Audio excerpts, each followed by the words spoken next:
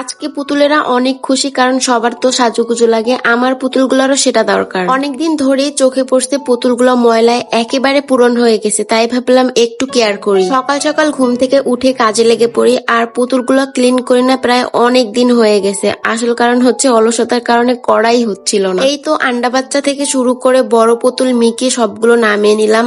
আর একদম বড় পুতুলটা আমার গতবার বার্থডেতে আমার ছোট ভাই গিফট করছিল। এই পুতুলটা আমার আপনি গিফট করছিল, আর এই সেম পুতুলটাও আপনি গিফট করছিল। আমার ম্যাক্সিমাম পুতুলগুলাই আমাকে গিফট করছে। বড় আর হইলাম কই, এখনো পুতুল নিয়েই খেলা করি। পুতুল নিয়ে খেলা ছাড়া আমার বড় হওয়ার গল্পটাই অসম্পূর্ণ। পুতুলগুলোর রুমেই সবসময় সাজিয়ে রাখি, তাই কিছুদিন পর পরই পুতুলগুলোর গায়ে ধুলা লেগে যায়, আর এজন্যই কিছুদিন পর পর পুতুলগুলোকে পরিষ্কার করতে হয়। এতক্ষণ তো ওদের দেখলাম, যাই হোক আর দেরি না করে চলো পুতুলগুলোকে নিয়ে ছাদে যাই। আজ সবার গোসল দেবো একসাথে, একদম ঝকঝকে পরিষ্কার করেই ছাড়বো সবগুলো। ফার্স্টেই সবগুলো পুতুলগুলোকে হুইল পাউডার দিয়ে ভিজিয়ে রাখতে হবে। এই জন্য আমি এইখানে একটা গামলাতে প্রায় আধা গামলা পানি নিয়ে নিছি। এবার কিছুটা হুইল পাউডার দিয়ে পানিটা ভালোভাবে মিশিয়ে নিচ্ছি। গামলার ভেতরে রেখে আজ আমি সবগুলোর একটা একটা করে যত্ন নিব। আর এইখানে আমার থেকে আমার আম্মুই বেশি হেল্প করছে, আমি তো জাস্ট বসেই ছিলাম। এই তো একটা একটা করে সবগুলো পুতুল আম্মু ঘষে ঘষে ক্লিন করতেছিল। আজ হচ্ছে এদের সবার স্পেশাল স্পা-ডে।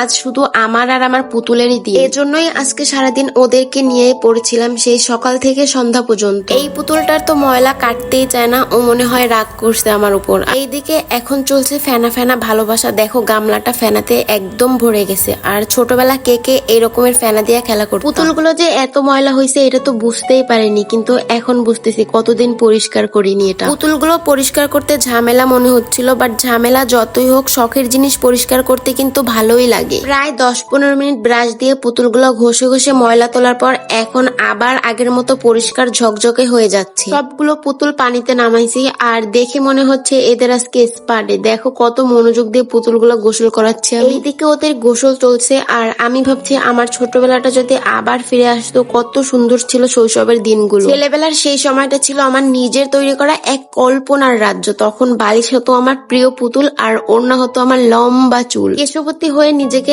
আয়নায় দেখতাম আর হাসতাম। ঘরের এক কোনায় বানিয়ে নিতাম ছোট্ট একটা সংসার, যেখানে আমি, মা আর এই ছোট্ট পুতুলগুলো আমার বাচ্চা। দেখতে দেখতে কত বড় হয়ে গেলাম, কিন্তু সেই শৈশবে আর ফেরা হয় না, হয়তো আর কখনোই ফেরা হবে না। পুতুলগুলো রোদে শুকিয়ে এখন আরো বেশি ঝকঝকে লাগছে। এখন ওদের দেখে বোঝাই যাচ্ছে যত্ন আর পরিচর্যা পেলে সবাই সুন্দর হয়ে ওঠে। এইটা হচ্ছে মিকি, আর এইটা হচ্ছে আমার ফেভারিট পুতুল। আর এই দিকে দেখো আমরা সবাই মিলে এমন ভাবে পুতুলগুলোকে আকাশের দিকে নাচাচ্ছি যেন ওরাও উঠতে চায়। আজ শুধু পুতুলগুলোকেই না, আমার ছোটবেলার সবগুলোকেও একটু একটু করে রিফ্রেশ করলাম। তো একটু যত্ন, একটু ভালোবাসা আর কিছু সময় পেলে সবকিছুই সুন্দর হয়ে যায়। দেখা হচ্ছে নেক্সট কোনো ভিডিওতে। ততক্ষণ সবাই ভালো থাকবেন, সুস্থ থাকবেন। আল্লাহ হাফেজ।